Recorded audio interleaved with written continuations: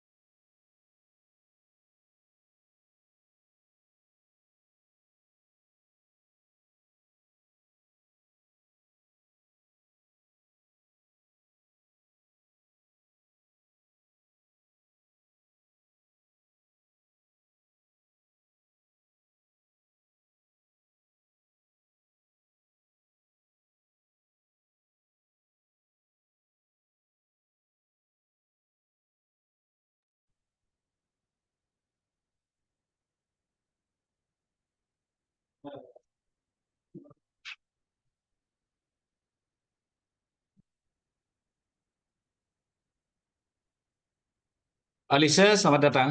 Ya, sambil tunggu teman-teman ya. Nanti sebelum kita mulai. Oke.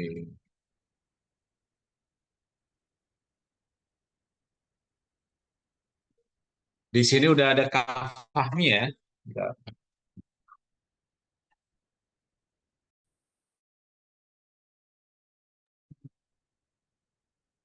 Kak Fahmi, gimana kabarnya?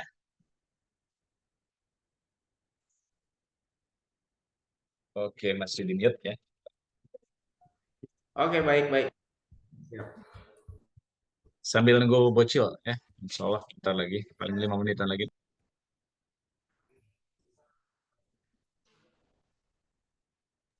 Bimo, Naya, Alicia, selamat datang ya. Oke.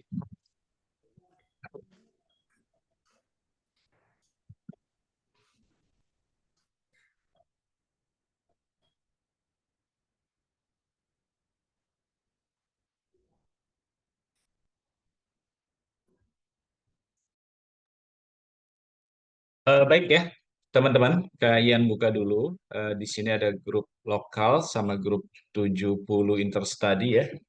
Kalian buka. Assalamualaikum warahmatullahi wabarakatuh semuanya. Juga selamat sore ya. Teman-teman, ini hari pertama ya untuk membahas tentang skolastik yang sudah kamu simulasikan di hari Sabtu. Satya juga ya, supaya ikut join di kelas ini.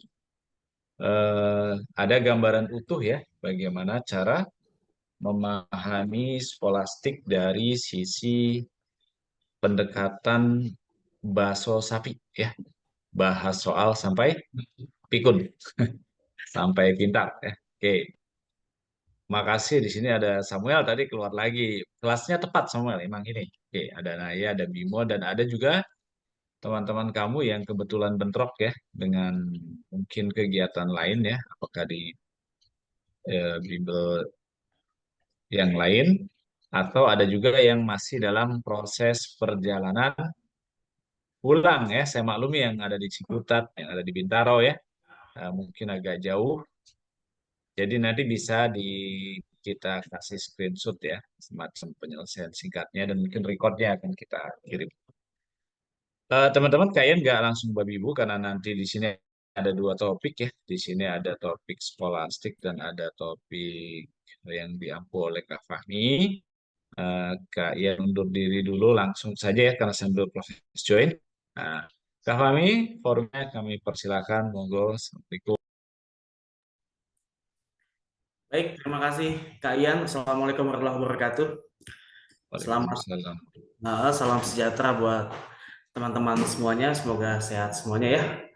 Bertemu kali ini dengan saya, Kak Fahmi. Mungkin sudah diinfokan dan dijadwalkan sebelumnya ya, teman-teman ya. Di sore kali ini kita akan membahas soal PPU ya. Mungkin ada diinfokan atau sudah juga bahannya kepada teman-teman semua. Silakan mungkin bisa sambil dicek bahannya, saya sambil share screen di sini ya. Jadi seperti yang teman-teman udah pada ketahui ya dan udah diuji coba sebelumnya ya, salah satu bagian yang diujikan di UTBK ada PPU ya, pemahaman dan pengetahuan umum gitu ya. Nah, jadi PPU itu kalau di urutan ujian itu ada di bagian ketiga ya, PU dan PBM. Ya mungkin udah banyak yang tahu juga dan udah hafal sepertinya ya. Ya sudah ada belasan ya. Selamat bergabung yang baru gabung silakan. Ini saya share screen soalnya. Seperti yang sudah di-share juga ke teman-teman ya. Oke, sudah masih proses. Sudah.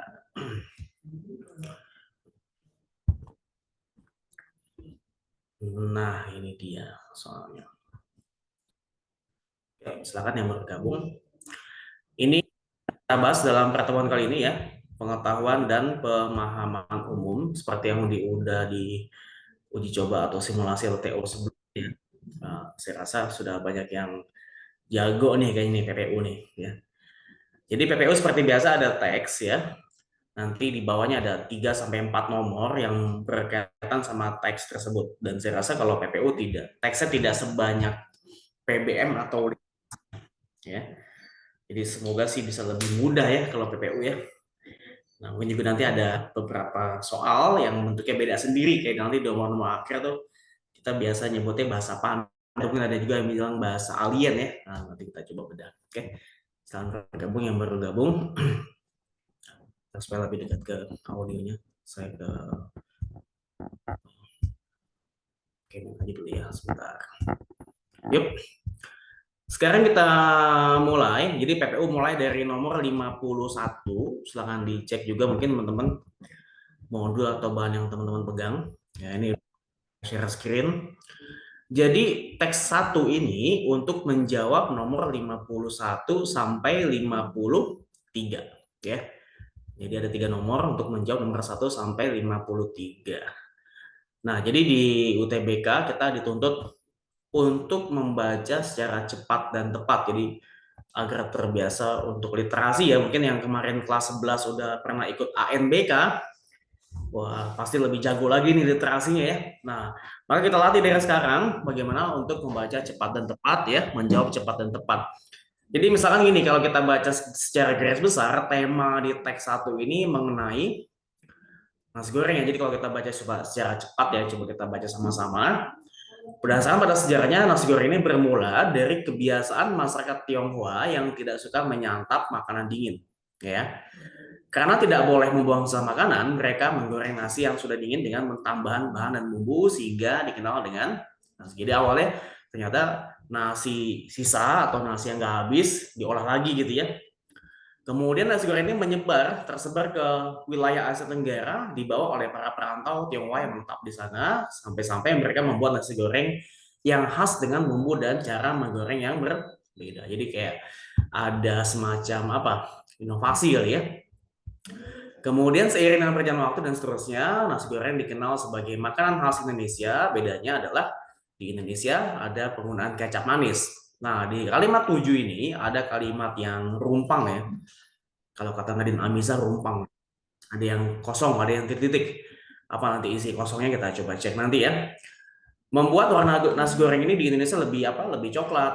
Ya, di samping itu nasi goreng Indonesia juga lebih banyak mengandung rempah dan bumbu serta bawang cabai dan seterusnya, membuat makanan ini menjadi cita rasa Nusantara yang cukup kental. Jadi kurang lebih kalau kita overview ya misalnya, teks 1 ini bertema atau membahas tentang nasi goreng, gitu ya kurang lebihnya ya.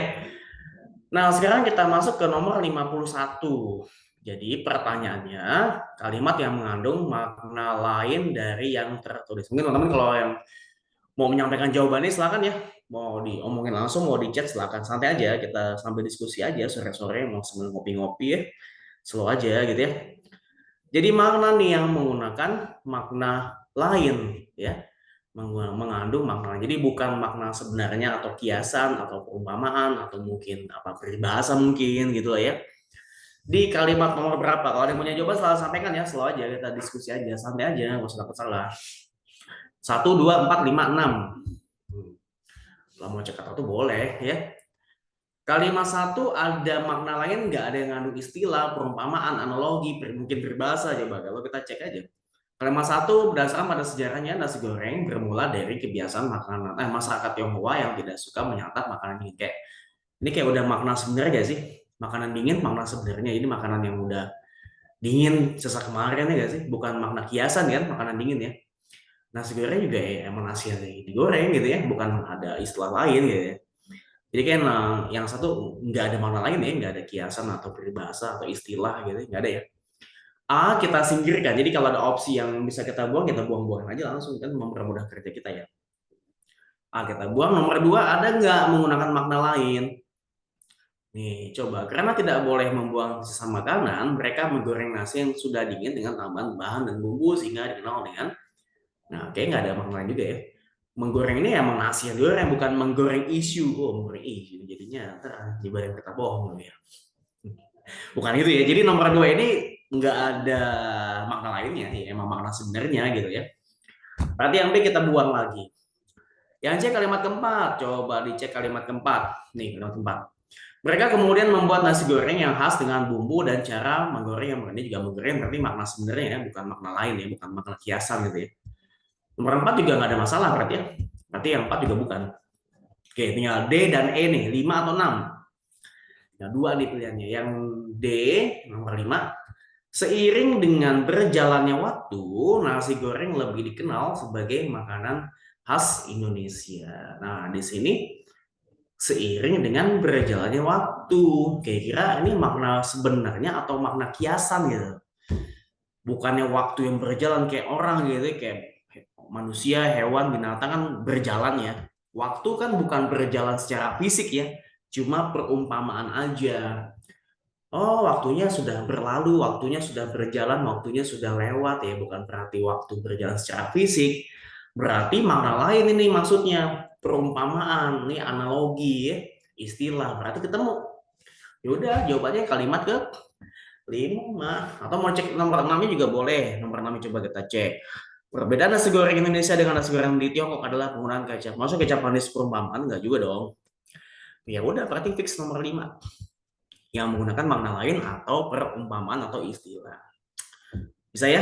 Nah, itu yang disebut dengan makna lain, teman-teman ya.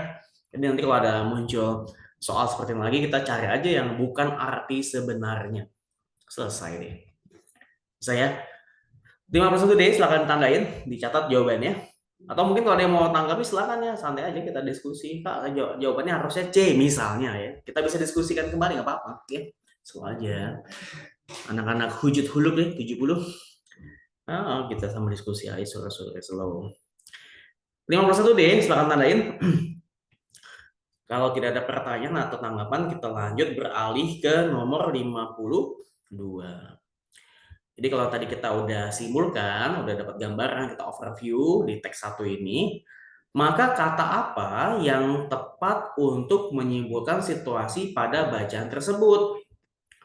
Begitu ya. Jadi udah kita baca, udah kita simpulkan, udah kita dapat gambarannya, maka apa nih? Optimis, kreatif, variatif, ekspresif, atau analogis. Kalau analogis kan kayak apa sih? Pemahaman ya, tadi analogi ya, gambaran ya. Analogi masa ekspresif sih, ekspresif kayak apa sih? Marah, sedih, senang, ekspresif. Optimis nggak sih di sini? Yo, optimis sama kita UTBK, optimisnya nggak nyambung dong dengan teksnya. Optimis enggak, ekspresif juga enggak ya, analogis juga enggak. Nah, tinggal lebih apa aja nih kira-kira menurut kalian? Kreatif atau variatif? Tadi kalau kita baca secara garis besar, nasi goreng itu berangkat atau berawal dari makanan nasi yang nggak habis nggak sih? Makanan dingin, nasi dingin yang nggak habis daripada kebuang. Ya udah kita olah aja gitu. Awalnya gitu kan, lama-lama kita kembangin jadi menu favorit ya enggak. Artinya apa? Berarti ada pengembangan dari hal-hal yang mungkin dulu nggak kepikiran atau nggak ada gitu ya. Berarti kalau kayak gini kita lebih ke kreatif ya, jadi menginovasikan, menemukan hal-hal baru yang sebelumnya kagak ada gitu. Yang tadinya nasi dingin daripada kebuang, udah diolah aja jadi enak ya enggak. Dan semakin banyak variannya ya. Sekarang kita kalau masuk ke restoran aja ya, apa yang paling gampang? Nasi goreng enggak? Paling simpel, paling gampang, rasanya nggak aneh-aneh gitu ya. Udah nasi goreng aja gitu. Jawabannya yang B, nomor 52. Atau kalau mau diskusi, kenapa nggak yang C? Variatif. Variatif ini dari kata varian, berbagai jenis. Kalau dia variatif, mestinya di teks ini ada beberapa jenis. Misalkan, oh tadi ada nasi dingin, bisa diolah jadi nasi goreng kayak, nasi apalagi nasi uduk kayak mungkin, nasi kuning, apa nasi tumpeng mungkin gitu ya. Jadi nggak cuma satu, sedangkan di sini kan cuma satu ya. Nasi dingin jadi nasi goreng. Udah itu namanya variatif, kreatif. Kalau variatif dia banyak jenisnya. Ya, kecuali nanti misalkan dijelaskan lagi, oh nasi goreng itu ada nasi goreng ala mana? Nasi goreng ala Jawa, nasi goreng ala Sunda atau ala mana gitu ya. Nah, itu baru lain cerita gitu. Ada kadarnya gitu. Yang jelas ini kreatif, udah fix. Jawabannya nomor 52 yang B. Oke. Jelas ya teman-teman ya. Kalau ada tanggapan silakan. Yang bergabung silakan dicek soal PPU-nya. Nomor 52. Jadi PPU bagian ketiga ya, setelah PU dan PBM. Oke, nomor 52B. 53. Kita lihat di kalimat ketujuh. Nah, tadi yang saya bilang ada kalimat yang rumpang, ada kalimat yang kosong, yang titik-titik. Cocoknya dimasukin pakai kata apa gitu. Hal ini membuat titik-titik nasi goreng Indonesia identik dengan warna coklat yang titik-titik selera. Kalau selera nyambungnya sama apa sih? Sajian, mendorong resep. Masa mendorong selera sih? Kayak aneh ya sih? Mendorong selera, kagak nyambung ya? Berarti yang kita buang aja ya. Mendekatkan selera. Masa mendekatkan? Mendorong, mendekatkan kan aneh aja ya. Nanti ada yang kita singkirkan aja langsung. Menggoda bisa nggak menggoda? Menggoda selera. Mungkin bisa ya, mungkin ya. Coba ya. Yang C menurut menggoda. Coba hal ini membuat menu nasi goreng Indonesia identik dengan warna coklat yang menggoda. Oke lah kita coba simpen aja dulu. C mungkin. Atau ada yang punya jawaban beda? Hidangan membuka selera agak jauh lah ya. Nah, atau yang E, tampilan dan menggugah. Cocok nggak kalau yang E? Kita cocokin aja. Hal ini membuat nasi goreng Indonesia identik dengan warna coklat yang menggugah. Nah, kalau C disandingkan sama yang E, kayak lebih enak yang E nggak sih? Jadi kan sebelumnya kan perbedaan nasi goreng Indonesia adalah penggunaan kecap manis. Berarti bisa jadi dia hubungannya sama rasa atau penampilannya kan. Warnanya jadi lebih menarik nih, warnanya jadi lebih menggugah selera, ya enggak? Jadi kalau yang C tadi ada menggoda selera, kalau yang E menggugah selera. Berarti lebih masuk ke yang E ya. Tampilannya lebih menarik sehingga lebih menggugah selera. Atau warna coklat yang menggugah selera ya kan. Nasi goreng kayak gitu ya. Warnanya lebih coklat. Atau mungkin juga ada juga nasi goreng kampung kan ada tuh sebutannya ya. Yang cuman pakai irisan cabai hijau gitu ya. Wah itu lebih mantap lagi tuh. Wah asik dah. Karena nasi goreng tuh nggak ada yang nggak enak deh. Di Indonesia kayak enak semua ya. Waduh enak banget nih. Sore makan nasi goreng ya. Nomor 53 berarti jawabannya yang E. Silakan tandai nomor 53 teman-teman ya. Jadi untuk teks 1 menjawab nomor 51 sampai 53. Jelas ya? Kalau ada yang mau tanggapi atau mau tanyakan silakan. 51 sampai 53. Sekarang kita beralih ke teks 2 untuk menjawab nomor 54 sampai 57. Oke. Teks 2 menjawab 54 sampai 57. Mungkin ada soal yang nggak perlu kita baca teks, bisa jadi ya. Jadi kalau kita overview secara garis besar, teks 2 ya, kita lanjut. Ini datang ya, ini agak typo nggak apa-apa ya. Temanya tentang apa nih? Ada robot yang datang ngantar paket. Oke, berarti ada modernisasi mengantar paket pakai robot gitu lah pokoknya kan. Penggunaan robot dalam apa mempermudah hidup manusia dan sebagainya gitu. Kurang lebih gitu ya gambarannya. Coba kalau kita langsung beralih ke nomor 53 54, sorry. Coba bisa nggak kita tanpa baca teks sebelumnya langsung kita jawab. Hubungan kata robot dan paket. Robot dan paket. Ini ada hubungan apa? Dengan kata nelayan, maka pasangannya cocoknya apa nih? Misalkan tadi kalau kita baca secara garis besar teksnya, ya, robot mengantar paket, mungkin juga membawa paket, ya kan? Mengantar, membawa, apalagi memberikan mungkin gitu kan? Nah, maka yang cocok dengan nelayan itu apa? Robot membawa paket, robot mengantar paket. Maka nelayan apa hubungannya? Nelayan membawa rumput laut atau nelayan mengantar menghasilkan rumput laut. Mungkin bisa ya, tapi coba yang lain apa? Kalau yang B perahu, masa membawa perahu sih? Nelayan naik perahu. Kalau membawa berat ya. Membawa nggak salah ya. Nah, perahu berarti enggak ya. Atau ikan, bisa nggak? Robot membawa ikan, robot membawa paket, robot ngantar paket, nelayan ngantar ikan, nelayan ngasih ikan. Kayak lebih dekat ke ikan nggak sih dibanding rumput laut ya? Kalau ikan kan umumnya kayak hampir semua nelayan juga nangkap ikan ya, hampir semuanya. Mungkin ada juga yang lain-lain sih sisanya. Dibandingkan dengan rumput laut itu kayak lebih budidaya gitu nggak sih? Lebih apa? Bukan ternak ya, budidaya ya apa? Kayak panen gitu nanti dia ya. Teman-teman ada yang lebih paham lah ya. Kemungkinan si ikan, kalau yang dia ombak, nelayan bawa ombak agak nyambung. Nelayan bawa jangkar, masa bawa jangkar sih? Nggak nyambung ya, jadi nggak identik ya. Robot bawa paket, robot ngantar paket. Atau tadi memberikan paket, ya nggak? Berarti lebih cocok nelayan sama ikan, ngasih membawa, menghasilkan ya. Ikan, kalau ikan lebih umum ya dibanding rumput laut. Rumput laut mungkin ada tapi nggak sebanyak ngasilin ikan gitu. Kayak hampir semua lain juga nangkap ikan gitu ya, hampir semua ya. Itu 54 yang kecil. Ya itu jadi kita cari yang hubungan yang paling dekat ya. Yang similar gitu ya, kalau di bahasa Inggris gitu ya. Relationship masih. 54 yang C. Oke, ada tanggapan silakan. Nomor 54.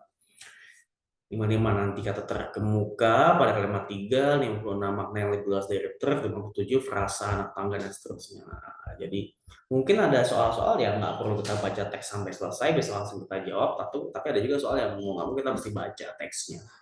Itu ya, tinggal kita mensiasatinya aja kan ya. Oke gitu ya. Oke, sekarang kita ke nomor 55. Setelah teman-teman cek, ada kata terkemuka ya. Kalau dia punya jawaban langsung aja bilang ya. Dalam kalimat ketiga berasosiasi dengan kata apa? Kata terkemuka dalam kalimat 3. Coba kita lihat kalimatnya ya. Kalimat ketiga nih.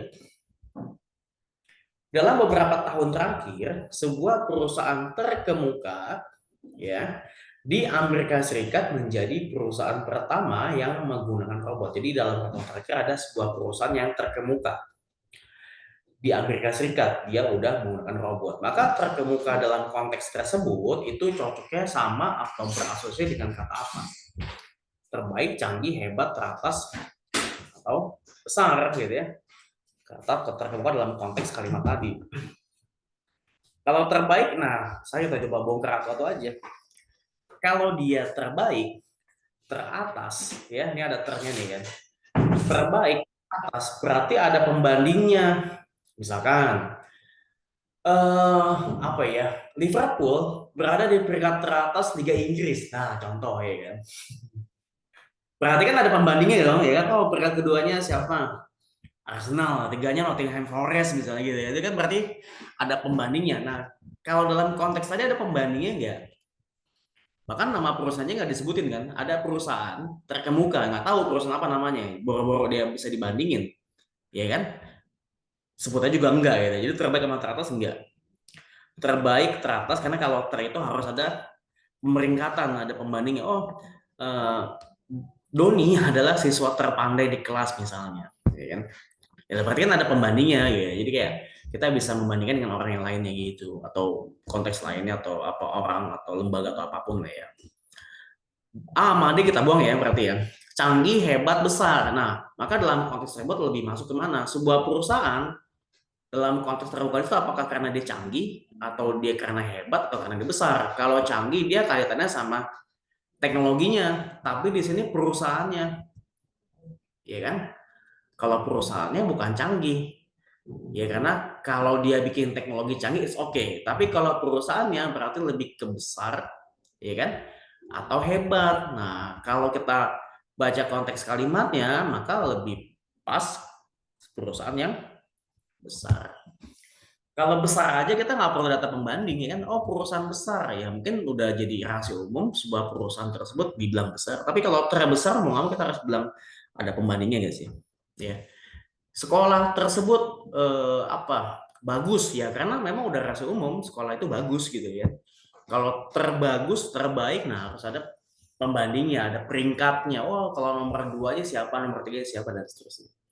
Maka kata terkemuka dalam konteks kalimat 3 lebih cocok sama atau berasosiasi mirip sama similar gitu di bahasa Inggris dengan besar gitu. Kenapa dia bisa dibilang besar? Karena dia bisa memproduksi robot atau apa gitu kan.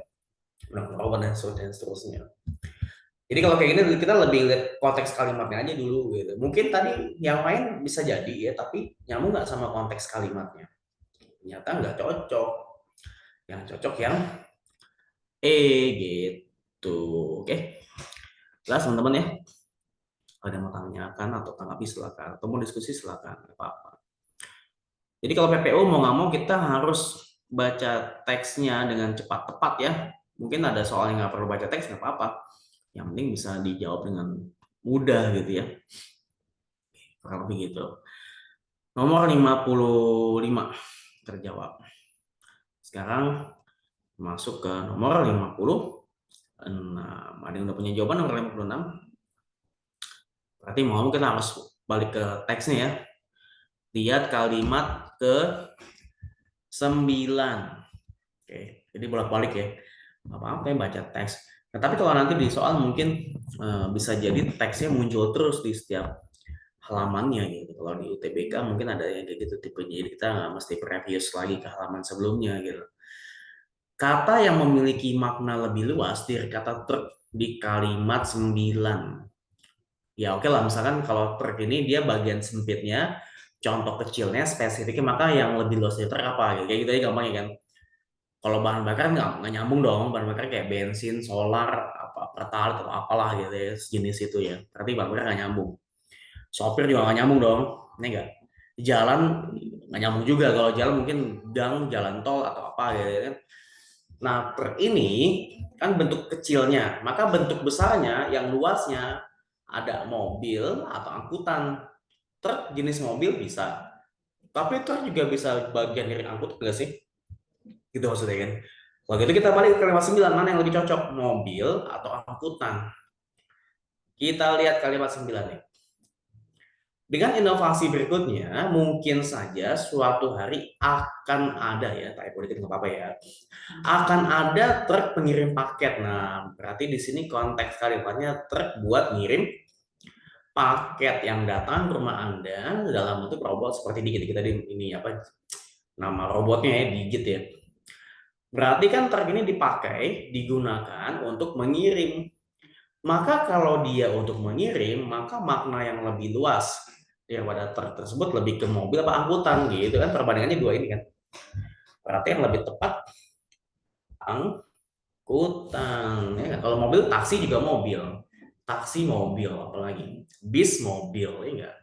Nah, kayak gitu lah. Jadi kayak masih umum banget kan dibandingkan dengan angkutan, karena ini udah fix lah buat mengangkut barang.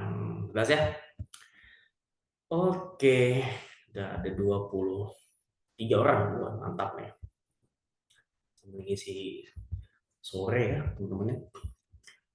Silakan kalau ada yang mau tanggapi, nomor 56. Jadi kalau kita baca teksnya, kita sesuaikan dengan konteks kalimatnya. 56E. Berikutnya lanjut. Kalau gitu lagi ke 57. Frasa berarti kalimat atau anak kalimat gitu ya. Ini mulai dari sini, menaiki anak tangga. Nah, ini mulai dari kata menaiki. Menaiki anak tangga mengatasi banyak rintangan dan berbagai medan dapat dilandasinya. Sampai sini. Pada kalimat ke-6, jadi nanti kita lihat kalimat 6. Menaiki anak tangga mengatasi banyak rintangan dan berbagai medan dapat dilandasinya. Maka lebih cocok ke mana gitu ya. Misalnya aja, kalau anak tangga yang benar menaiki anak tangga atau dinaikinya anak tangga gitu. Itu gampangnya gitu. Maka bentuk kalimat yang pas kira-kira menaiki anak tangga atau dinaikinya anak tangga. Jadi kalau kita baca mana yang paling tepat gitu kan? Kalau B sama D dibilangnya dinaikinya anak tangga. Kalau kayak gini, kalau mau pakai kata dinaiki ya, harusnya anak tangga dinaiki. Kalau anak tangganya kemudian, maka harusnya menaiki.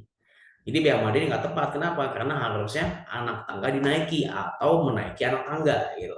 Paham ya? Contoh contoh lain misalnya minum kopi gitu deh. Minum kopi. Ya. Meminum kopi misalkan. Yang benar meminum kopi, bukan diminum kopi ya. Paham ya? Kopi diminum baru benar. Tapi kalau dinaikkan anak tangga ya kayak gitu ya. Berarti bisa A, C atau E. Ini yang jadi komanya atau aja ya. Kebanyakan koma, ntar dia masuk rumah sakit ya nggak usah. Nah jadi menaikkan anak tangga mengatasi banyak rintangan. Jadi menaikkan anak tangga ini bertujuan untuk mengatasi banyak rintangan. Jadi mengatasi kan kayak tujuannya atau gunanya naikkan anak tangga nggak sih? Jadi menaikkan anak tangga berfungsi, berguna, bertujuan untuk apa? Mengatasi banyak rintangan. Nah, kira-kira kalau kayak gini bentuk kalimatnya, ya kalau dia bertujuan buat menjelaskan kegunaan, perlu nggak setelah setelah menaikkan anak tangga, setelah kata tangga ini dikasih tanda koma gitu. Kalau dia pakai koma, berarti menjelaskan bentuk kalimat atau anak kalimat yang setara kedudukannya kan. Minum kopi, koma, makan roti, koma gitu kan ya. Minum kopi mengatasi ngantuk misalnya kan gitu. Berarti kan minum kopinya setelah kopi nggak bakal koma dong. Paham maksudnya ya? Berarti A ada tanda koma, C nggak ada koma, E ada koma. Ya udah, berarti tinggal yang C. Selesai. Karena dia mengatasi di sini bukan apa namanya, bukan bagian dari menaikkan anak tangga, tapi bertujuan buat menjelaskan apa fungsi menaikkan anak tangga ya. Menaikkan anak tangga mengatasi banyak rintangan dan seterusnya dan seterusnya. Dan baru karena sambungan dari banyak rintangan tadi. Berarti yang paling tepat yang C, yang A ada koma setelah tangga, yang E ada koma saat yang tangga, yang B sama D udah kita singkir lebih awal. Berarti yang C ini makanya tadi saya bilang komanya satu aja. Menaikkan anak tangga, mengatasi rintangan, koma, dan melintasi dan seterusnya. Itu kalau dapat PPG ini kan. Kalau tadi kita lihat kalimat kalimat 6 nih, gampang aja. Nih, tadi kalau kita lihat membuatnya lincah, menaikkan anak tangga, dan seterusnya ya kan. Menaikkan anak tangga berarti kan berfungsi untuk mengatasi banyak rintangan. Gitu jawabannya ya. Jadi mungkin ada soal juga yang dapat diperbaiki, dapat dilengkapi, dapat disempurnakan misalnya gitu kan. Seperti itu teman-teman ya. Jadi PPU ya saya rasa nggak sesulit PBM atau literasi lah ya. Jadi harusnya sih lebih mudah dan lebih cepat dan skornya harusnya lebih besar ya. Gitu. Karena bisa dijawab dengan benar. Gitu. Oke, saya bilang kalau kayak gini apa banyak-banyak latihan aja nggak sih? Mungkin next kalau ada simulasi lagi kita ya, nah silakan diikutin lagi. Jadi kita dapat varian-varian soal yang berbeda. Ya, ini soal-soal kita kan soal-soal asli teman-teman. Jadi kita bisa explore tahun lalu tuh UTBK kayak gimana sih. Nah, bisa jadi tahun ini mirip atau mungkin bisa jadi sama persis ya. Semoga aja ya. Jadi kita udah banyak yang tahu jawabannya ya enggak. Kayak gitu ya teman-teman ya. Silakan kalau ada tanggapan atau ada pertanyaan di teks 2. Nah, di teks 3 lanjut ke nomor 58 sampai nomor 60. Oh, enggak, lanjut 60, 61, 61. Nanti 61 ada kalimat tidak logis. Oh, tidak logis seperti dia gaib ya, tidak logis ya. Mistis jangan-jangan gitu ya. Nah, kita lihat nomor 61. Jadi kalau kemarin udah ikut simulasi, ya silahkan cocokin aja. Oh jawaban saya apa ya kemarinnya gitu. Oh saya B, kok jawabannya D gitu ya. Jawaban kakaknya D, kita bisa diskusikan. Slow aja. Oke, silakan yang baru bergabung. Sekarang kita untuk menjawab nomor 58. Teks ketiga. Oke. Jadi di sini ada teksnya tentang program Merdeka Belajar. Oh, Merdeka Belajar. Kurikulum Merdeka sekarang udah beda lagi ya? Apa masih Merdeka sih kurikulumnya saya lupa. Makanya saya baca berita katanya berubah lagi ya kurikulum ya. Mungkin buat adik kelas kalian nanti ya, kelas 11 atau kelas 10 ya. Ini beda terus ya, beda lagi. Tapi semoga sih perbaikannya lebih baik ya, optimal ya. Nah, sekarang kurikulumnya apa? Teksnya tentang program Merdeka Belajar gitu ya. Nah, sekarang pertanyaan nomor 58. Kalau kita langsung ke soalnya nih. Kelompok kata dalam bacaan tersebut, bacaan di atas, yang memiliki pola makna yang sama dengan nasi goreng. Jadi gini, gampang. Kalau kita baca nasi goreng, kita terjemahannya berarti kan nasi yang digoreng atau nasi yang diolah dengan cara digoreng gitu kan ya. Kira-kira yang sepadan, setipe, polanya sama dengan nasi goreng mana gitu? Nasi yang digoreng, ya kan gitu. Nasi yang diolah dengan cara digoreng kan bisa juga gitu ya. Berarti yang mana? Coba kalau kita langsung masuk tanpa kita lihat teksnya semua, coba deh. Bisa nggak ya? Yang A, kualitas pendidikan, kalimat 1. Kalau kita baca, apakah kualitas di pendidikan? Itu kan nasi digorengnya. Apakah ini kualitas di pendidikan? Cocok nggak kalau kita samakan dengan konteks nasi goreng di sini maknanya? Beda nggak sih? Jadi nggak bisa kita baca oh, kualitas yang di pendidikan, kualitas di pendidikan kagak nyambung ya. Ubur-ubur kan lele kayak gini ya, kagak nyambung le. 58 yang A salah, kita singkirkan. Yang B, tenaga pengajar, tenaga di pengajar, nyambung nggak?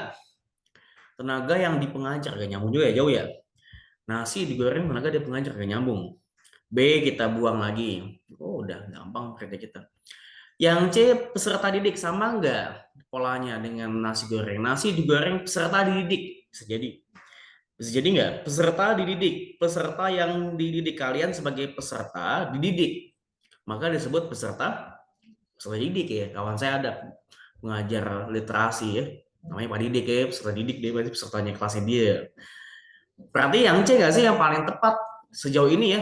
Kalau mau kita cek lagi boleh. Pengembangan di pendidikan agak masuk.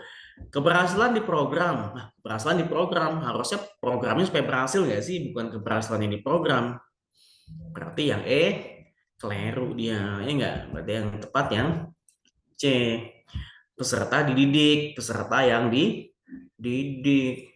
Bukan peserta kelasnya Pak Didik, bukan ya kan? Peserta didik kan. Gue tiap tahun dia menerima peserta didik baru, siswanya banyak tiap tahun ya, peserta didik kan gitu. Ada kawan saya nanti bagian lah dengan teman saya yang didik yang belajar sama beliau ya. Jawabannya yang C, kalau yang sama maknanya dengan nasi goreng. Oke. 58C. Orang 70 mah akrabnya gultik ya. Gulai tikungan ya. Roti bakar Edi dia tuh ya enggak. Wah, dulu mah paling terkenal dari dulu itu dia gultik. Nah, 58 terjawab. 59 sampai 61. Nah, kita masih berkaitan sama teks ketiga. 59 pada kalimat 7. Nanti kita boleh cek kalimat 7. Kata merata. Merata itu kayak apa sih? Kalau kita baca secara garis besar, merata, merata. Merata bisa tersebar luas mungkin, ya enggak? Bisa apalagi terdiferensiasi merata. Adil mungkin bisa juga ya, adil merata gitu kan ya. Tapi coba kita lihat dalam konteks kalimat ketujuh gitu. Jadi kita cocokin pada konteks kalimatnya. Kalimat ketujuh. Program makan bergizi gratis merata bagi siswa se-Indonesia misalnya gitu ya. Tapi baru akan. Baru lulus ya enggak? Belum dapat MBG udah kelar duluan sekolah. Nomor 7, kalimat 7 di sini. Ada 3 indikator keberhasilan program Merdeka Belajar, yaitu partisipasi peserta belajar dalam pendidikan Indonesia yang merata. Nah, berarti merata di sini lebih kepada program belajar atau Merdeka Belajar yang tersebar nggak sih? Se-Indonesia ini sama nih programnya, kebagian semua gitu nggak sih? Itu merata kan sebutnya ya. Maka dalam konteks kalimat ini lebih nyaman kemana? Kalau dia tadi artinya kita baca tersebar, lawan yang tersebar kayak terpusat, terkumpul, bisa nggak gitu? Nih, pilihannya jomplang. Kalau jomplang kan timpang. Kalau timpang berarti tidak merata. Tapi kalau dalam konteks kalimat itu beda ya nggak? Jomplang. Jomplang itu kan tinggi sebelah misalnya jomplang. Ada yang besar, ada yang kecil. Tapi dalam konteks kalimat kagak nyambung, masa jomplang? Berarti enggak.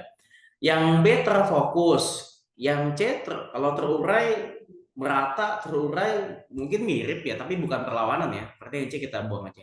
Berbeda, merata, berbeda kagak nyambung ya. Nah, ada terfokus sama terpusat. Maka tadi saya bilang, kalau dia merata dalam arti tersebar, ya, tadi kan tersebar nih, nggak cuma di satu titik aja tersebar. Program MBG merata bagi siswa se-Indonesia. Berarti nggak cuma di satu titik aja, harus tersebar merata. Maka lawan yang merata lebih ke terpusat, karena hanya berkumpul, terfokus, atau tertitik pada satu aja. Tapi di B ada terfokus, sama bedanya? Coba kita lihat. Ini terpusat ya.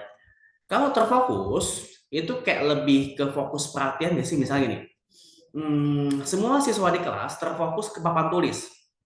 Berarti tertuju pada satu titik, ya enggak? Beda sama terpusat. Kalau terpusat emang tempat berkumpulnya. Semua siswa terpusat di lapangan basket misalnya. Berarti kan emang berkumpul di situ. Beda kalau terfokus kan kayak pusat perhatian, tujuan, ya enggak? Semua audiens, semua penonton terfokus pada siapa yang lagi viral sih? Bernardia di atas panggung misalnya, ya enggak? Nah, kayak gitu kan lebih ke fokus perhatian, ya pusat perhatian. Beda sama terpusat, atau terpusat itu lebih kepada tempatnya, jadi satu, berkumpul ya, merata, tersebar, terpusat di satu titik aja. Berarti yang berlawanan lebih kepada terpusat dalam konteks kalimat ke-7. Paham ya? Itu maksudnya ya. Jadi terpusat ini lawan katanya merata dalam konteks kalimat tersebut. Jawabannya yang ada tanggapan silakan. 59 perlawanan. Mungkin nanti ada bentuk soal juga yang apa tadi sama ya maknanya tadi gitu ya, terus ya makna yang sama, makna yang perlawanan ya, tolak belakang gitu. Semoga jelas ya teman-teman ya. PPU nanti ini sampai nomor 70. Maka tadi saya bilang di awal, mungkin nanti ada nomor yang nggak pakai teks gitu ya. 62, 63 ini masih pakai teks, 64, 65 masih kan. Nah, maka nanti bisa jadi ada soal yang tanpa teks, jadi langsung nih kayak gini kan. Nah, ini bahasa alien atau bahasa panda nomor 70 nih, nggak kita bongkar nanti nih. Mungkin yang kemarin udah jawab ya kita cek ya jawabannya apa kira-kiranya nggak. Nah, nantilah kita bongkar sama-sama. Di PPU mah kita bikin gampang aja, nggak usah ribet-ribet ya. Kita bikin simple. Ngapain ribet-ribetnya? Santai aja udah. Oke, 60-61 kita lihat untuk teks ketiga. Nah, 60 makna yang sebenarnya. Oke. Berarti dia nggak pakai kiasan, nggak pakai apa istilah-istilah gitu ya. Nggak pakai perumpamaan makna sebenarnya. Ya, diluncurkan, memperkuat, membuat, berkait. Kita coba kita 1, 2, 4, 5, 7. 1, 2, 4, 5, 7. Coba. Kalimat satu kata diluncurkan. Sejak pertama kali diluncurkan ini udah bukan malah sebenarnya. Meluncur itu mungkin orang yang dari ketinggian tertentu dia ke bawah meluncur atau roket diluncurkan. Tapi kan kalau di dalam konteks kalimat ini berarti bukan makna sebenarnya dong, ya. Karena pertanyaannya kan makna sebenarnya, berarti yang A salah. Karena bukan makna sebenarnya diluncurkan. Kalau di bahasa Inggris di launching, di launching. Berarti yang A bukan ya. Kalimat dua memperkuat, kalimat dua memperkuat. Coba kita cek. Kalimat dua. Melalui program tersebut, Kementerian Pendidikan bla bla bla berhasil memperkuat, berarti menjadikan kuat, ya, menghasilkan kekuatan, bisa menjadikan kuat beragam aspek pendidikan. Bisa jadi nggak sih? Karena dia berhasil menjadi kuat ya aspek pendidikan tadi ya. Karena kalau tadi kita baca konteks kalimatnya ya berarti ini makna sebenarnya. Tapi coba kita cek aja dulu. Kalimat dua mungkin ya, mungkin kita coba cek aja lagi. Kalimat tiga, kalimat keempat, sorry. Kata membuat pada kalimat empat, membuat pada kalimat empat itu malah sebenarnya bukan. Kalimat keempat, nih, Merdeka Belajar merupakan suatu pendekatan pendidikan yang membuat ya peserta didik dapat memilih pelajaran. Berarti membuat kan menghasilkan, bisa kan? Menghasilkan. Tapi cocok nggak dalam konteks kalimat ini maksudnya? Gitu loh. Membuat itu membuat kue, membuat apa lagi? Membuat prakarya misalkan. Tapi kalau dalam konteks kalimat ini nyambung nggak gitu maksudnya? Merdeka Belajar merupakan suatu pendekatan pendidikan yang membuat. Nah, kalau membuat ini kurang tepat ya. Mungkin bisa jadi kalau kita mau ganti, Merdeka Belajar merupakan suatu pendekatan pendidikan yang menghasilkan atau mengakibatkan, bisa nggak? Karena ini lebih kepada dampak nggak sih menjelasinnya di sini? Sehingga peserta didik dapat memilih gitu, atau kalau mau yang dibuang kita ganti sehingga. Kami kan yang membuat kita ganti yang menghasilkan peserta didik dapat memilih pelajaran yang diminati. Jadi dia lebih kepada kagak nyambung aja sih kalau sesuai konteks kalimatnya ya. Membuat dalam konteks ini gitu. Membuat ini berarti kan membuat sesuatu ya, menghasilkan sesuatu ya. Tapi kalau di sini kan kurang tepat ya. Berdampak mungkin bisa yang berdampak pada selanjutnya bla bla bla gitu ya. Jadi yang pasti kurang cocok dalam konteks kalimatnya ya, makanya kita cocokin dengan konteks kalimatnya ya teman-teman ya.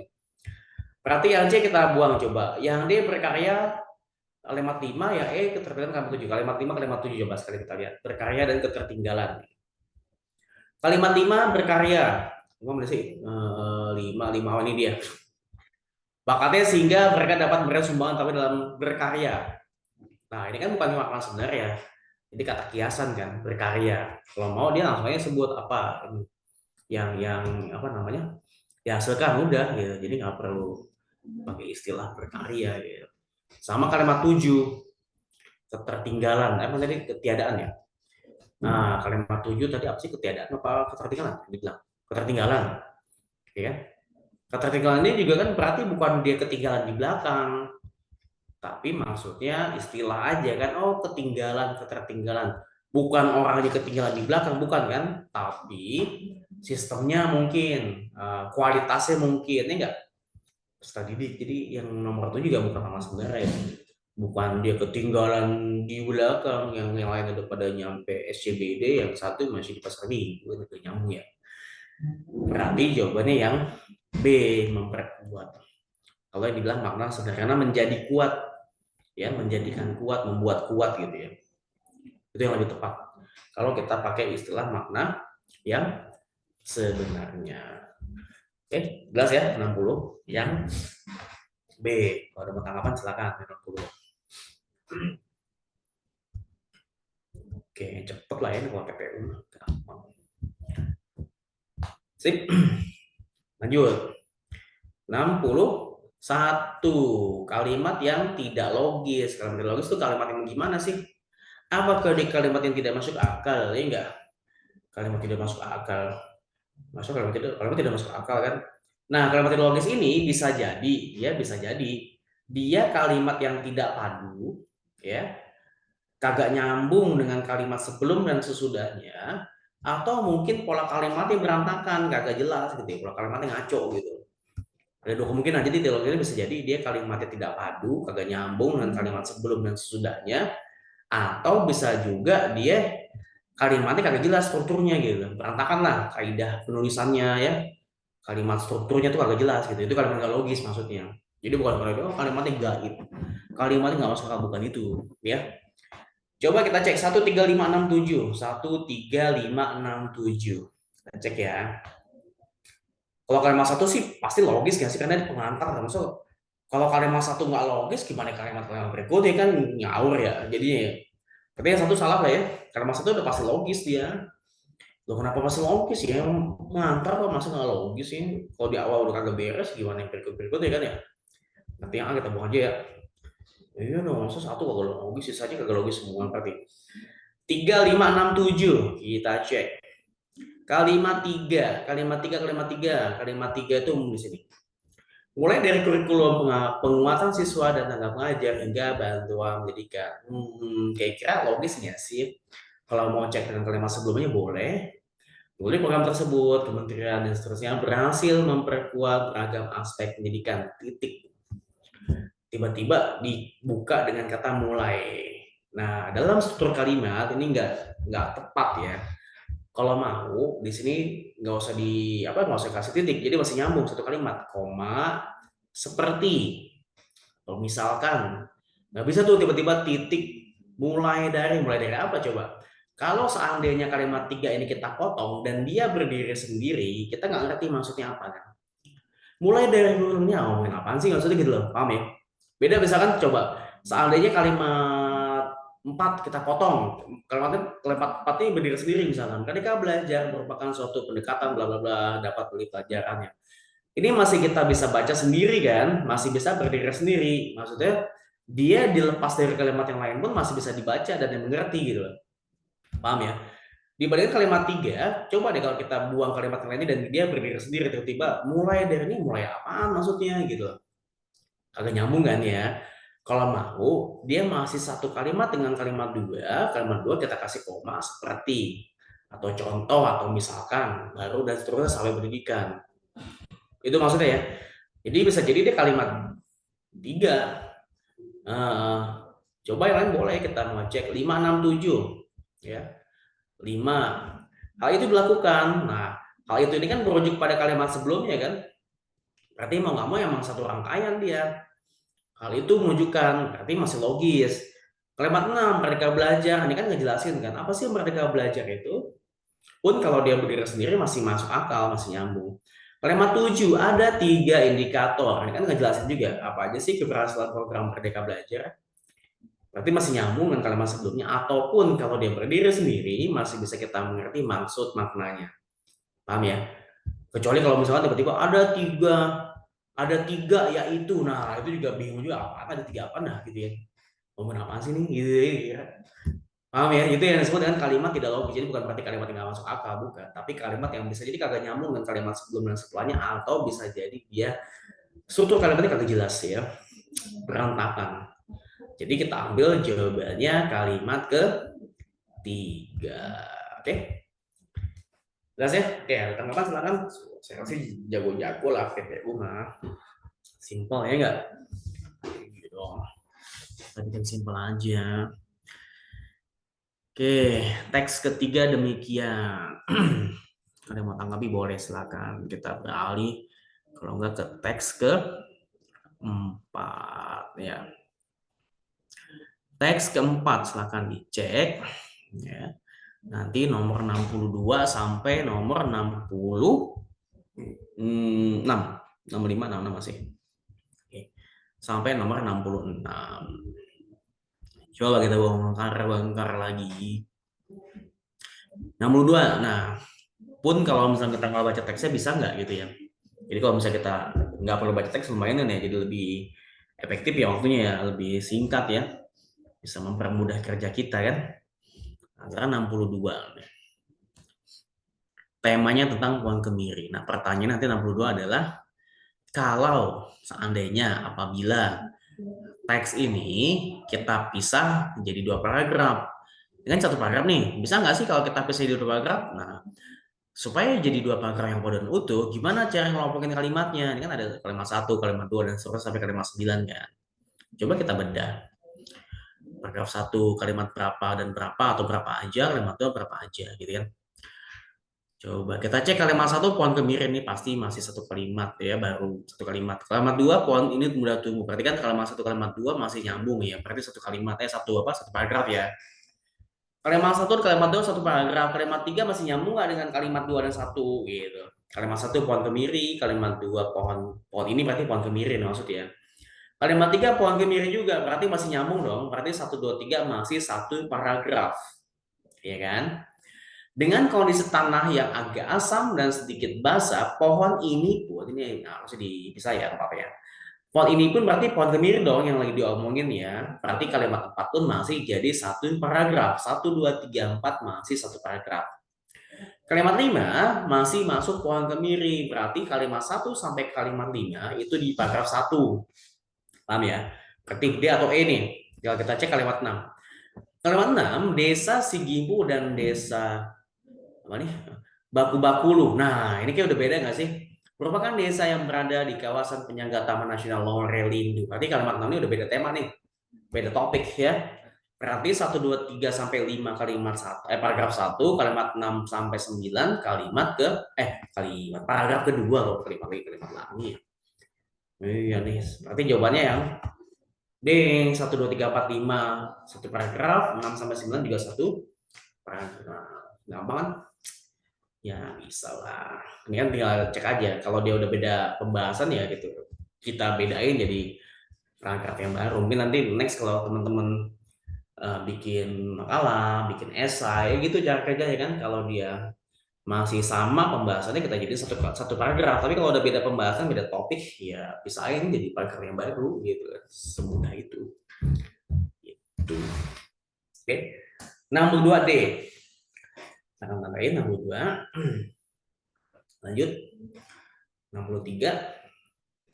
Bentuk per dan an. Ini ada imbuhan per dan pada kata perkebunan. Berarti peradaan pada kata perkebunan.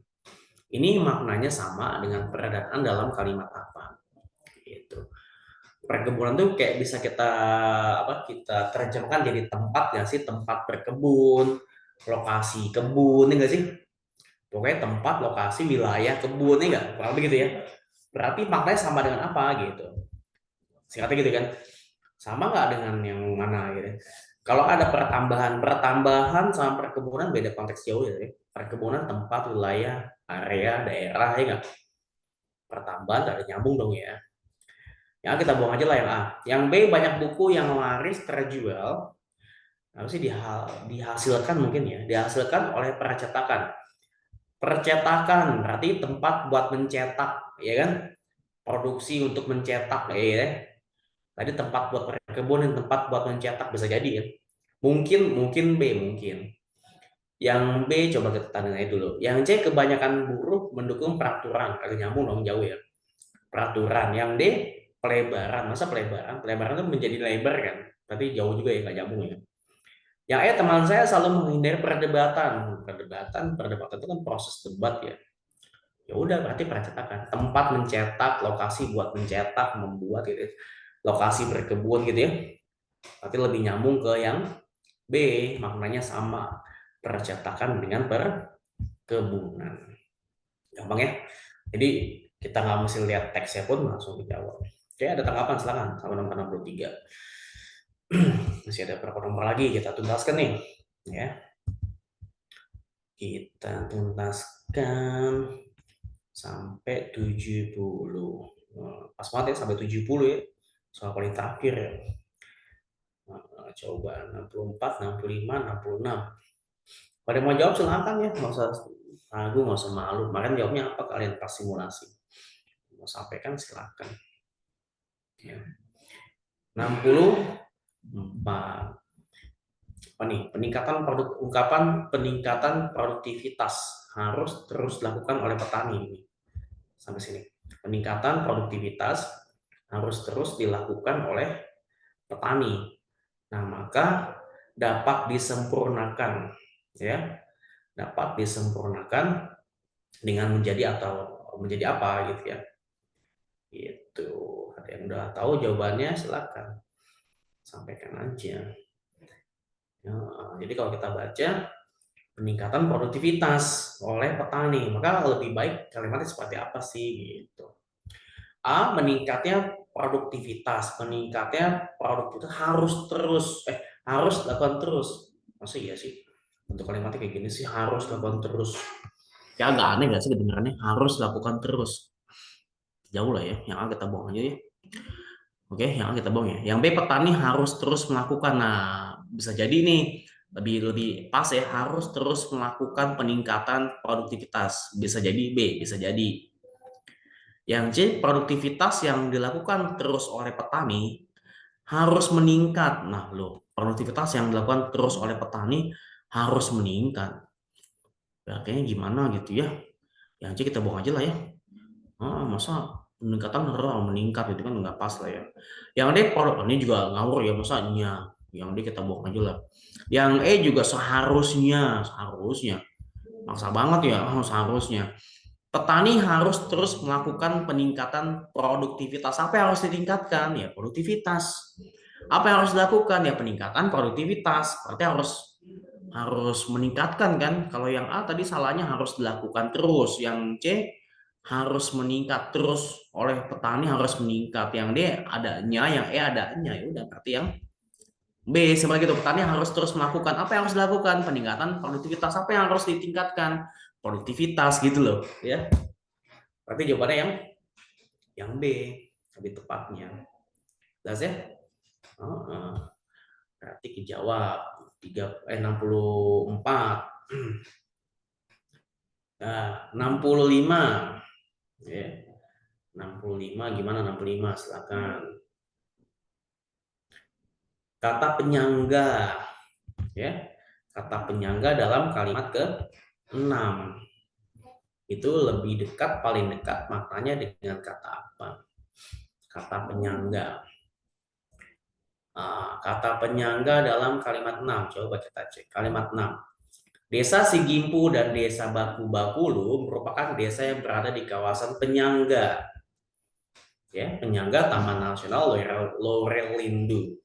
Berarti penyangga di situ lebih tepatnya dengan kata apa? Penopang, pengaman, pelindung, penyelamat, penolong. Penyelamat, penolong sih. Yang desa lain kita bukannya ya penyelamat, penolong sih nggak nyambung ya. D dan E kita singkirkan aja. Oke. Penopang, pengaman atau pelindung. Gitu. Jadi kata penyangga di sini lebih masuk ke mana gitu, ya kan?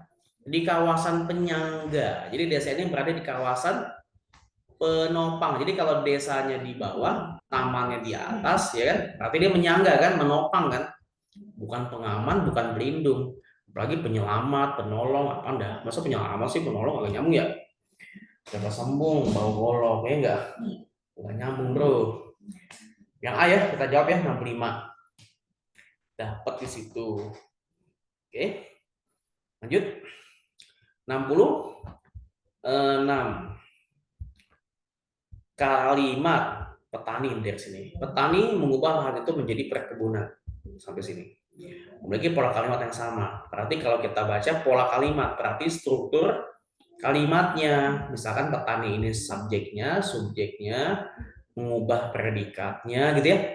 Lahan dia objeknya, perkebunan atau menjadi perkebunan dia Keterangan nggak sih? Kayak gitu kan, kalau pola kalimat gitu ya. Subjek, predikat, objek, keterangan. Nah, kita cari nih yang polanya sama kayak gini. Gitu, mau nggak mau kita balik lagi ke atas. 1, 2, 3, 5, 9. Coba kita cek ya. 1, 2, 3, 5, 9. Satu, pohon kemiri merupakan pohon kemiri oke lah subjek, tapi merupakan pohon yang memiliki manfaat. Objeknya mana? Ini enggak? Agak ada kan? Berarti satu salah ya, agak ada objeknya dia. Ya, subjeknya oke lah, tapi objeknya agak ada. Berarti A kita buang. Kalimat 2, 3, 5, 9. Dua, pohon ini ya kan udah tumbuh di berbagai kondisi tanah termasuk lempung dan seterusnya. Pohon ini mudah tumbuh. Pohon ini mungkin bisa subjek kan ya kan? Kalau tadi kita baca kan mana tadi? Subjek, predikat ya kan, objek, keterangan kan? Ini enggak? Nah, kalau kita baca coba pohon ini tadi masih ke atas ya, saudara-saudara. Kita ke atas. Nih, pohon ini mudah tumbuh di berbagai kondisi tanah termasuk lempung lempung merah, pasir, liat, berbatu dan batu kapur. Bisa jadi pohonnya subjek, mudah tumbuh, predikat, ya kan? Di berbagai kondisi tanah, keterangan. Nah, tapi agak nyambung juga ya, langsung keterangan deh di berbagai. Berarti yang dua juga enggak ya. 1 enggak, 2 enggak, 3, 5, 9 ya tadi ya. Betul nggak? 3, 5, 9 betul. Nah, coba kita lihat 3, 5, 9. 3 gimana 3? Coba kita cek. Dengan mana tadi? Pohon kemiri juga tahan dengan kondisi air yang juga nggak masuk ya. Pohon kemiri juga tahan, nggak nyambung. Nomor 5, pohon kemiri cukup toleran terhadap kondisi ekstrim dan bahkan tumbuh dengan baik. Nah, ini kan ada keterangan di tanah yang kurang subur, ya kan? Tumbuh, berarti kan dia bisa jadi predikat. Pohon kemirinya subjek, berarti ada subjeknya, ada tumbuh predikat, ya kan? Atau kita baca pohon kemirinya subjek, cukup toleran, toleran di predikat, tumbuh objeknya bisa jadi kan dengan baik, keterangannya sisanya kan. Mungkin 5, tapi coba 9 apa nih? Oleh sebab itu, untuk nggak nyambung dong. Oleh sebab itu, masa tiba oleh sebab itu dan seterusnya. Berarti yang paling nyambung di sini, yang paling mendekati ada subjek dan seterusnya kan? Berarti di kalimat nomor 5. Kalau kita lihat pola kalimatnya, jawabannya yang D. Oke, silakan ada tanggapan. Jadi kita cari mana yang paling pas ya, polanya seperti itu teman-teman ya. Pada mau tanggapi silakan. Oke, nomor 66. Berarti teks keempat kelar ya. Nah, sambil nunggu waktu maghrib ya. Maghrib kan jam 18.18 berarti masih cukup lah ya. Kita tuntaskan sampai 70. Oke, 67, 68, 69. Kita coba baca.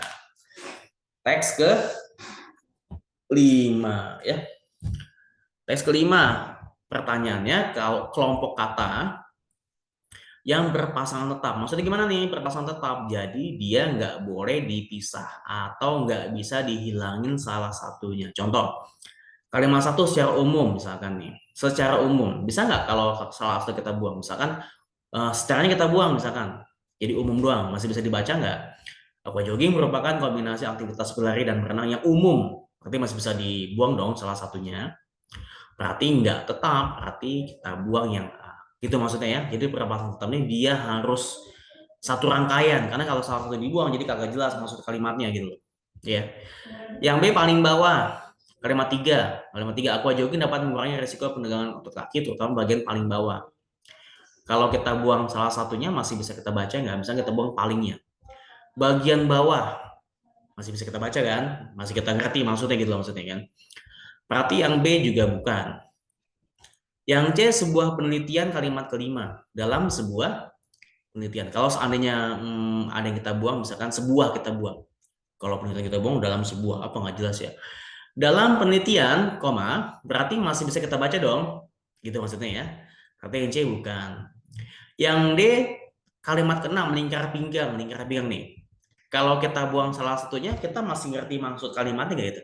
Selama latihan aqua jogging secara rutin dalam 6 pekan, penderita obesitas mengalami pengecilan lingkar pinggang. Kalau seandainya lingkarnya kita buang, pengecilan pinggang. Pinggang itu kan kayak luas sekali areanya kan. Kalau lingkar pinggang kita lebih spesifik kan. Yang mengecil kan lingkar pinggangnya, bukan pinggangnya gitu. Paham maksudnya ya? Lingkar pinggang itu kan berarti ukurannya, bukan cuma pinggangnya doang. Berarti kan kalau kayak gini kan kita nggak bisa buang salah satunya, gitu. Nah, ini disebut dengan kelompok kata. Jadi nggak bisa kita hilangkan salah satu bagiannya. Mau nggak mau kita harus rangkaian nih. Bandingkan dengan kalimat ke-7, program intensif. Penelitian lainnya menyebutkan bahwa program intensif, seandainya kelasnya kita buang, misalkan intensif kita buang, bahwa program aqua jogging masih bisa kita baca kan gitu maksudnya. Masih kita bisa ngerti kalimatnya kan, dibandingkan kalau seandainya tadi lingkar pinggang lingkarnya dibuang. Berarti harus satu kelompok kata, harus satu rangkaian, nggak bisa dibuang salah satunya. Itu yang dimaksud dengan kelompok kata. Jelas ya? Itu untuk menjawab nomor 67. Jelas ada tanggapan? Oke, 67D, 68 kalimat kedua gagasan utamanya kalau diungkapkan kembali. Nih, aktivitas ini memiliki berbagai manfaat. Oke, berarti yang paling tepat yang mana nih? Gitu. Yang A ada beragam manfaat mungkin bisa. Yang D ada manfaat tidak terbatas. Masih terbatas sih. Yang B kita buang aja ya, nggak jelas ya. Yang C ada beberapa manfaat mungkin bisa, tapi coba kita lihat lagi. Ini aktivitas yang A, yang C kegiatan. Nah, mana yang lebih pas nanti kita lihat. Yang D ada manfaat tak terhingga, yang D jelas soal ya kita buang aja. Yang E ada banyak. Banyak ini kayak luas banget ya sih. Banyaknya berapa? Kalau banyak kita bisa hitung, banyak kita bisa ukur gitu. Banyak berapa gitu. Ada ukurannya enggak ya? 2, 3, 4 atau berapa gitu ya. Berarti A sama C doang nih kita selesaiin. Beragam dan beberapa. Nah, bedanya di akhir kalimatnya kalau A aktivitas, yang C kegiatan. Maka kalau kayak gini lebih pasnya aktivitas, maka ada beragam manfaat. Kalau beberapa juga harus kita sebutin beberapa. Kalau beragam ya udah beragam aja. Misalkan suku di Indonesia beragam, ya udah beragam aja gitu. Nggak perlu disebutin, atau juga orang udah tahu gitu. Beragam banyak gitu kan. Banyak pun bisa kita hitung gitu loh dalam konteks kalimatnya ya. Tapi dalam konteks kalimat tadi banyak ya nggak tahu berapa banyaknya gitu loh ya. Jadi kalau dia bisa diukir, oke pakai kata banyak. Tapi kalau nggak ya udah nggak usah pakai kata banyak. Kayak gitu. Oke, jelas ya? 68. Dua lagi nih, ayo kita lanjut. Tuntaskan. Kita tuntaskan sampai 70. Dua lagi. Nih, nomor 60. Nanti kasih gampang sih ya. Fungsi kata penghubung sehingga pada kalimat 6. Kalimat 6. Coba kita masuk ke kalimat 6. Teman-teman. Selama latihan aqua jogging, saya rutin dalam 6 pekan menderita obesitas, mengalami pengecilan. Bukan ini ya. Fungsi kata penghubung sehingga kalimat 4 nih, kok kalimat 6 sih? Kalimat 4. Mana sih kalimat 4? Oh ini berarti ya nggak ada angkanya ya. 4. Saat berlatih, nah ini sehingga. Iya, tadi salah baca ya. Saat berlatih, kaki tidak mendapat beban sehingga kaki tidak perlu menumpu tubuh untuk melangkah. Berarti kayak dia akibat nggak sih? Sehingga kaki, berarti kan ngejelasin akibat ya. Dampak nggak sih? Coba ada nggak di opsi soalnya? Ini berarti akibat selesai. Ngejelasin akibat. Kalau yang B, menyimpulkan bukan kesimpulan. Gagasan enggak, informasi enggak. Ya udah. Jawabannya A, akibat. Gitu. Jawab deh. 69. Jadi tuntas tuh yang ada teksnya. Nah, sekarang kita lanjut ke sisa satu soal yang kagak pakai teks gitu. Terus gimana cara kerjanya? Coba kita bongkar. Ya, makanya udah jawab, silakan kalau yang punya jawaban sampaikan aja. Nggak usah takut-takut salah, santai aja. Ini biasanya kita nyebut bahasa panda atau bahasa alien atau bahasa apa ya? Bahasa pocong. Ya oke itulah. Bahasa isyarat gitu ya. Sekarang coba kalau kita terjemahkan, coba kita baca pola kalimatnya dulu ya. Kakak menjahit celana. Bisa nggak kita artikan kakak itu Balarat, ya, menjahit itu Nigara, celana itu Ranggare, gitu kan ya? Oke, kakak Balarat menjahit Nigara, celana. Oke, adik memakai jaket, berarti adik di sini Balarat. Jaket berarti Ila, jelas ya? Nah, kalau dia katanya imbuhannya berarti kita baca ngikutin apa susunan kalimatnya kan, sesuai dari awal sampai akhir kan. Sekarang kalau kita pakai kata di, tadi kalau kita baca kakak kita artinya balarat, sekarang jangan dipakai kak, kakaknya di depan, dipakai kakak, ya berarti celana tadi kita anggap ranggare kan, kakak menjahit celana. Barat negara ranggare gitu kan, berarti kalau kita baca terbalik jadinya, ya kan, kakaknya di depan duluan baru dipakai celana. Berarti berubah nih cara bacanya. Sekarang sama kayak gini, jaket. Tadi jaket kita baca apa di sini? Marat misalkan ya. Jaket Ilawari, sorry. Adik. Adik tadi kita artikan marah. Berarti adiknya di depan, berarti sekarang kita baca. Berarti ada maratnya di depan di mana? C, D, atau E. Ya enggak? Karena adik kan, adik tadi kita artikan marat kan. Sekarang adiknya di depan marat. Jaket tidak kita artikan ilawari. Nah, berarti yang ada ilawarinya mana? Nah, kan A tadi udah kita buang, B udah kita buang. Nah, D juga kita buang dong, nggak ada ilawarinya kan. Nah, ya. Berarti yang ada adik sama jaket, berarti ada marat sama ilawari. C ada marat ilawari, D juga juga sama. Sekarang berarti dijahit. Kalau tadi menjahit apa? Menjahit kita bisa artikan negara, ya. Lah berarti yang paling dekat dengan negara mana? C apa E? Ini kan Nigu Gagara, ya enggak? Karena apa? Karena kita cara baca diubah. Karena tadi dijahit. Kalau menjahit negara, kalau dijahit kita anggap jadi Nigu Gagara. Berarti jawabannya C. Yang penting adik di depan. Tadi adik kita sepakati namanya Marat kan? Berarti ada Maratnya di mana? Jaket apa tadi? Jaket Ilawari. Berarti ada Ilawarinya mana? C dan E. Berarti satu. Berarti jawabannya yang C. Gitu teman-teman. Oke. Silakan ada pertanyaan dan tanggapan. Silakan pas ya. Seperti itu ya cara kerjanya. Kalau ada yang mau tanya-tanya boleh kita diskusikan. Sini ada beberapa siswa genuine yang udah gabung di Geno, ada Satya, ada siapa lagi di sini? Zara, ada Zara. Ada. Oke, yang lain silakan kalau ada yang mau tanya-tanya boleh. Kurang lebih gitu teman-teman ya. Semoga ada manfaatnya pertemuan kita kali ini. Nanti kalau ada sesi yang lainnya kita bisa ketemu lagi ya. Next, berarti pelajaran apa lagi besok ya, ada udah dijadwal ya, udah di-share teman-teman ya. Nanti silakan diikuti sesi lainnya. Lagi itu dari saya, Kak Fahmi, cukup sekian aja dulu. Selamat melanjutkan aktivitas, semoga ada manfaatnya. Cukup sekian, selamat malam. Assalamualaikum warahmatullahi wabarakatuh.